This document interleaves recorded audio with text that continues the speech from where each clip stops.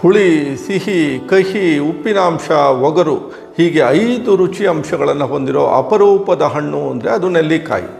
ಯಾವ ರಾಸಾಯನಿಕಗಳಿಲ್ಲದೆ, ಕ್ರಿಮಿನಾಶಕಗಳ ಬಳಕೆ ಇಲ್ಲದೆ, ಮಳೆ ನೀರಿಗೆ ಶುದ್ಧವಾಗಿ ಬೆಳೆಯೋ ಆಹಾರ, ಶುದ್ಧವಾದ ಹಣ್ಣು ಅಂತಂದರೆ ಅದು ನೆಲ್ಲಿಕಾಯಿ. ಸೊ ಪ್ರಪಂಚದಲ್ಲೇ ಅತಿ ಹೆಚ್ಚು ವಿಟಮಿನ್ ಸಿ ಇರೋ ಹಣ್ಣು ನೆಲ್ಲಿಕಾಯಿ. 100 ಗ್ರಾಮ್ ನೆಲ್ಲಿಕಾಯಿಯಲ್ಲಿ ಸುಮಾರು 275 ಮಿಲಿಗ್ರಾಮ್ ಅಷ್ಟು ವಿಟಮಿನ್ ಸಿ ಇದೆ. ಈ ವಿಟಮಿನ್ ಸಿ ಹೆಚ್ಚು ಇರೋದರಿಂದ ನೆಲ್ಲಿಕಾಯಿ ನಮಗೆ ರೋಗ ನಿರೋಧಕ ಶಕ್ತಿಗೆ ನೆಲ್ಲಿಕಾಯಿ ರಾಮಬಾಣದ ರೀತಿ ಕೆಲಸ ಮಾಡುತ್ತೆ. ವಿಶೇಷವಾಗಿ ಜೀವಕೋಶಗಳನ್ನು ರಕ್ಷಣೆ ಮಾಡುತ್ತೆ. ನಮ್ಮ ಒಂದು ಅತಿಯಾದ ಉಪ್ಪು, ಅತಿಯಾದ ಅಡುಗೆ ಎಣ್ಣೆ, ಒತ್ತಡ, ಬಿಸಿಲಿಗೆ ಹೋಗದೇ ಇರೋವಂಥದ್ದು, ಈ ಕಾರಣಗಳಿಗೆ ಹೆಚ್ಚು ಫ್ರೀ ರ್ಯಾಡಿಕಲ್ಸ್ ಅಂತ ಜೀವಕೋಶಗಳಲ್ಲಿ ಉತ್ಪತ್ತಿ ಆಗ್ತಾ ಇರುತ್ತೆ. ಈ ಫ್ರೀ ರ್ಯಾಡಿಕಲ್ಸು ಜೀವಕೋಶಗಳ DNA ನಿರಂತರವಾಗಿ ನಾಶ ಮಾಡ್ತಾ ಇರುತ್ತೆ. ಹೀಗೆ ನಾಶ ಆಗೋ DNA ನಾಶವನ್ನು ವಿಟಮಿನ್ ಸಿ ಕಡಿಮೆ ಮಾಡುತ್ತೆ. ಹೀಗಾಗಿ ಜೀವಕೋಶಗಳ ರಕ್ಷಣೆಗೆ ವಿಟಮಿನ್ ಸಿ ಬೇಕು.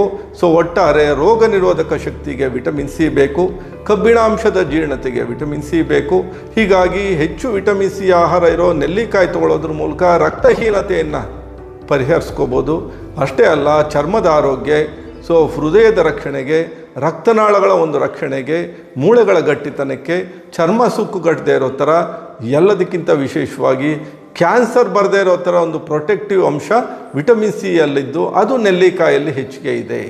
ಒಟ್ಟಾರೆ ನೆಲ್ಲಿಕಾಯಿಯನ್ನು ನಾವು ಬಳಸ್ಬೋದು, ಆದರೆ ನೆಲ್ಲಿಕಾಯಿಯನ್ನು ತಿನ್ನಬಾರ್ದು. ಸೊ ನಿರಂತರವಾಗಿ ಪದೇ ಪದೇ ನೆಲ್ಲಿಕಾಯಿಯನ್ನು ಅಗದು ತಿನ್ನೋದರಿಂದ ಹಲ್ಲುಗಳಲ್ಲಿರೋ ಎನಾಮಲ್ ನಾಶ ಆಗಿ ಹುಳುಕು ಹಲ್ಲುಗಳಿಗೆ ಕಾರಣ ಆಗ್ತಾ ಹೋಗುತ್ತೆ. ಸೊ ನೆಲ್ಲಿಕಾಯಿನ ಜ್ಯೂಸ್ ರೂಪದಲ್ಲಿ ತೊಗೊಳ್ಳೋದು ಭಾಳ ಒಳ್ಳೆಯದು.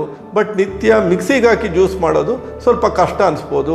ಬಹಳ ಸುಲಭವಾಗಿ ನೆಲ್ಲಿಕಾಯಿ ಜ್ಯೂಸ್ ಮಾಡೋ ಒಂದು ವಿಧಾನ ಹೇಳ್ಕೊಡ್ತೀನಿ.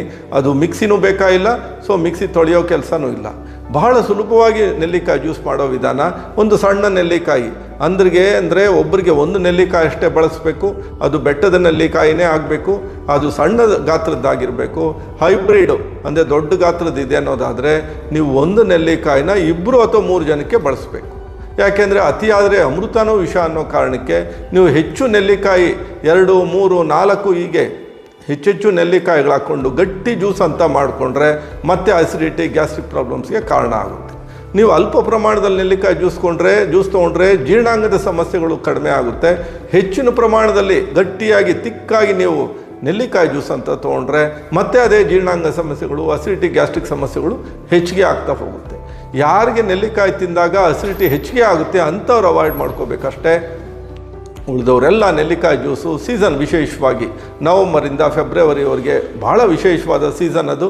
ತುಳಸಿ ಹಬ್ಬದ ನಂತರ ಬರುವಂಥದ್ದು. ಈ ಒಂದು ಚಳಿಗಾಲದಲ್ಲಿ ನೆಲ್ಲಿಕಾಯಿ ನಮ್ಮ ಜೀರ್ಣಾಂಗ ಒಂದು ವ್ಯವಸ್ಥೆಗೆ ಭಾಳ ಬಲ ನೀಡುತ್ತೆ. ಸೊ ನೆಲ್ಲಿಕಾಯಿ ಜ್ಯೂಸ್ ಮಾಡೋ ವಿಧಾನ ಇಷ್ಟೇ. ಒಂದು ಸಣ್ಣ ನೆಲ್ಲಿಕಾಯಿ ನೀವು ಮಿಕ್ಸಿ ಹಾಕ್ತೇನೆ ನಾವು ಕಾಯಿ ತುರುತ್ತೀವಲ್ಲ, ಆ ಥರ ಒಂದು ತುರುವ ಒಂದು ಪ್ಲೇಟಿಂದ ನೆಲ್ಲಿಕಾಯಿ ತುರಿ ತೊಗೊಳ್ಳಿ. ಆ ನೆಲ್ಲಿಕಾಯಿ ತುರಿ ಮಾಡಿ ಅದನ್ನು 1 ಲೋಟ ನೀರಿಗೆ ಬೆರೆಸಿ. ಸೊ ನೆಲ್ಲಿಕಾಯಲ್ಲಿರೋದೇ ವಾಟರ್ ಸಾಲ್ಯುಬಲ್ ವಿಟಮಿನ್ ಸಿ ಹೆಚ್ಚಿಗೆ ಇರೋದರಿಂದ ಬಹಳ ಸುಲಭವಾಗಿ ನೀರನ್ನು 1-2 ಸರ್ತಿ ಕಲಸೋ ಅಷ್ಟೊತ್ತಿಗೆ ಅದೆಲ್ಲ ನೀರಿಗೆ ಬರೋದರಿಂದ ಆ ನೆಲ್ಲಿಕಾಯಿ ಜ್ಯೂಸ್ ಕುಡಿದ್ರೆ ಸಾಕು, ಅದಕ್ಕೆ ಮಿಕ್ಸಿನೇ ಅವಶ್ಯಕತೆ ಇಲ್ಲ. ಬಟ್ ನೆಲ್ಲಿಕಾಯಿ ಜ್ಯೂಸ್ ಮಾಡಿದಾಗ ತುರುವಿ ನೀರಿಗೆ ಬೆರೆಸಿದಾಗ ನೀವು ಸಿಪ್ಪೆ ಶೋಧಿಸಬೇಕು. ಯಾಕೆಂದರೆ ಸಿಪ್ಪೆ ಸಮೇತ ನೀವೇನಾದರೂ ನೀರು ಕುಡಿದಾಗ ಸಹಜವಾಗಿ ಸಿಪ್ಪೆನ ನಾವು ಅಗಿಯೋಕ್ಕೆ ಸಾಧ್ಯ ಇಲ್ಲದೆ ಇರೋವಾಗ ಮತ್ತೆ ಗ್ಯಾಸ್ಟ್ರಿಕ್ ಸಮಸ್ಯೆಗಳು ಹೆಚ್ಚಿಗೆ ಆಗ್ಬೋದು.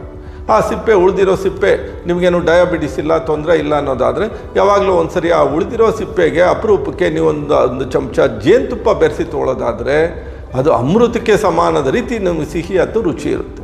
ಒಟ್ಟಾರೆ ಮಿಕ್ಸಿ ಇಲ್ಲದೇ ನೆಲ್ಲಿಕಾಯಿ ಜ್ಯೂಸ್ ಮಾಡ್ಕೊಳ್ಳಿ. ಇದನ್ನು ಬೆಳಿಗ್ಗೆ ಬರೀ ಹೊಟ್ಟೆಯಲ್ಲಿ ತೊಗೊಳ್ಳೋದ್ರಿಂದ ಭಾಳ ಹೆಚ್ಚು ಪ್ರಯೋಜನ ಸಿಗುತ್ತೆ. ಭಾಳಷ್ಟು ಜನ ತೊಗೊಳ್ತಾರೆ ನೆಲ್ಲಿಕಾಯಿ ಬರೀ ಹೊಟ್ಟೆಯಲ್ಲಿ, ಆದರೆ ತೊಗೊಂಡ ನಂತರ 2 ಗಂಟೆಗಳ ಕಾಲ ಬೇರೆ ಏನನ್ನು ತೊಗೋಬಾರ್ದು. ಸೊ ಒಳ್ಳೆ ನೆಲ್ಲಿಕಾಯಿ ಜ್ಯೂಸ್ ಕುಡಿದ್ವಿ, ಆಮೇಲೆ ಅರ್ಧ ಗಂಟೆಗೆ ನೀವೇನಾದರೂ ಕಾಫಿ ಕುಡಿದ್ರೆ ಆ ನೆಲ್ಲಿಕಾಯಿ ವೇಸ್ಟು ಕಾಫಿ ಮೊದಲೇ ಅಸಿಡಿಟಿ, ಗ್ಯಾಸ್ಟ್ರಿಕ್ಕು ಹೆಚ್ಚಿಗೆ ಮಾಡುತ್ತೆ.